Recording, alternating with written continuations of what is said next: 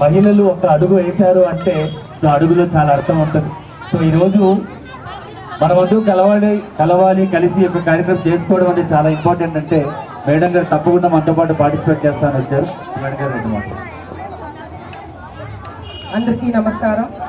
ఈరోజు శ్రీరామనవమి శుభ సందర్భంలో లహరి డ్యాన్స్ కార్యక్రమంలో హరి గారికి ప్రత్యేక వందనం, అలాగే హరి సార్ గారైన విజయ్ కుమార్ సార్ గారికి ప్రత్యేక వందనాలు తెలియజేసుకుంటున్నాం.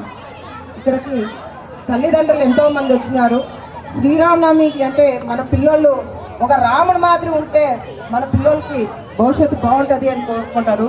అలాగే భార్యలు కూడా రాముడి మాదిరి ఏకపతివ్రత ఉంటే ఇంకా బాగుంటుంది అని కోరుకుంటారు. అవునా కాదమ్మా?